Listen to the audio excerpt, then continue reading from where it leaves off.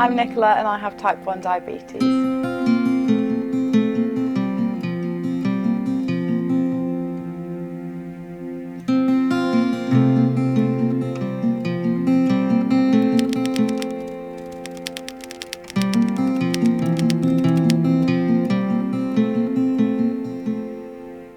I was only 5 when I was diagnosed, so I don't remember that much. I remember the hospital environment and the staff more than the actual diagnosis. I remember the reaction of my family.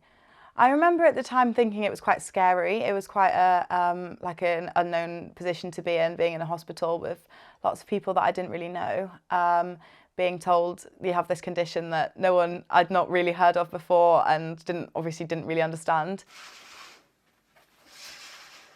I am someone who struggled with the mental side and the mental impact of having type 1 diabetes, in the sense that it's just such a burden. You know, there's always something to be thinking about. It's draining.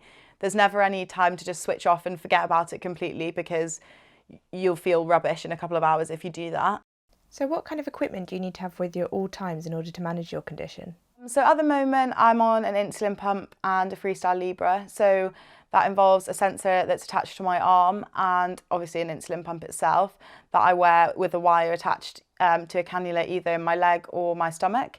So they're attached to me all the time. With that comes my phone, because I have to check, you have to scan the Libre using your phone to see what your blood glucose is.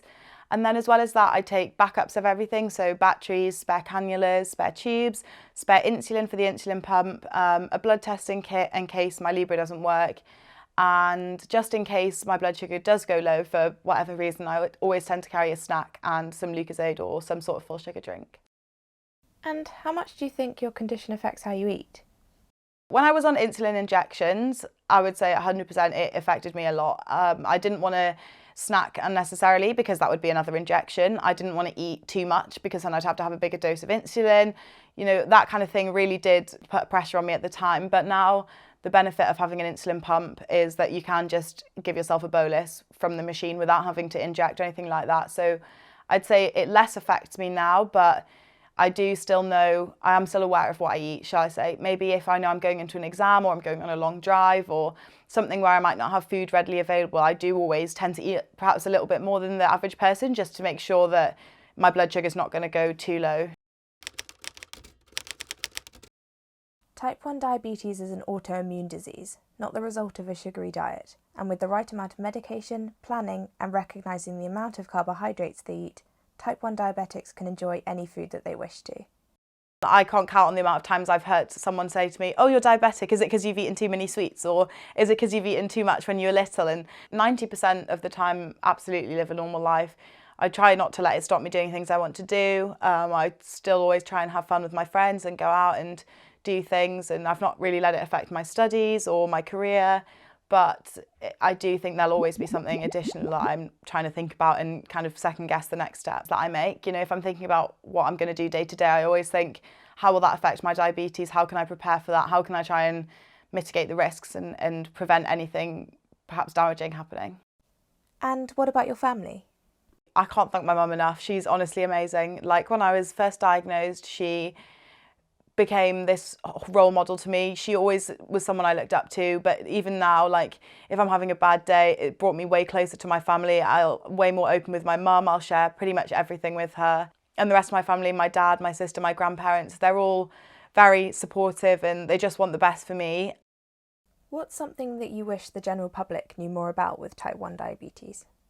I remember being on holiday when I was younger, and like, people like staring at me and being like, "Why is she injecting herself in public?" Or like, "What is she putting into her arm?" Or like, "What's that machine attached to her?" And I kind of just wish everyone had a bit more of an education of the technology and the injections and the things, the ins and outs that it comes with. You know, sometimes I will have to eat or take a drink in the middle of like public social situations where maybe nobody else is, and that is something that I struggled with. That is fine, that's normal, that's just what diabetics have to do. Although injectable insulin can do a similar job, it's not as precise as that which is made in the human body, so people with type 1 diabetes must constantly evaluate their hourly insulin needs. What's something you can do now that you worried about not being able to do? Growing up, I think, you know, the smallest thing, you stand out from everybody else. So being accepted into something, into a group, and being like a vital part of people's friendships and things, even though I know it shouldn't affect you at all, is something that I always thought, perhaps I'll never be able to do that, you know, perhaps I'll never be considered someone's closest friend, or perhaps someone won't invite me to do something in case that they're worried about my diabetes and how that would affect them. Is there anything you'd like to say to someone who's just been diagnosed with type 1 diabetes?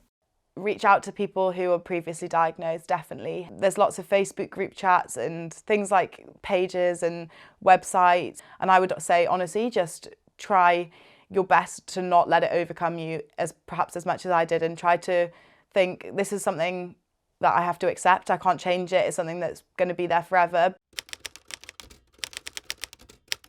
There's currently no cure for type 1 diabetes. It's a lifelong condition and people of any age can be diagnosed.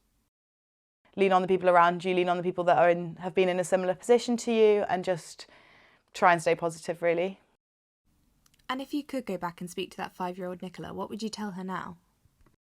I think at the time I'd tell her it's going to be fine, because I remember kind of not even necessarily being when I was first diagnosed, but kind of early teens, and when I started to understand that I was different from other people and that it did set me apart a bit, I used to take it quite hard and get quite frustrated with myself, like, why is it always me? Why has it happened to me? But looking back now, you know, it's one of the things that I think really has shaped me as the person that I am today. So I would kind of just tell myself that it is going to be okay, and even if it doesn't feel like it right now, it's just going to take a bit of time.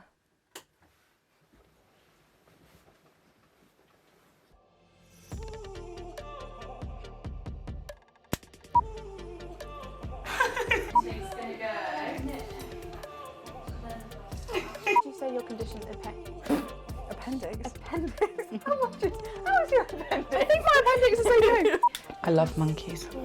Edit that in, will you? Good job, Chicky. Oh, damn. And we'll do some of the other stuff other days. Thanks when for it's being there, not babe. so dark. Happy? Yeah. Do you want to listen to some of it? No. Okay. I think I'm built for the camera.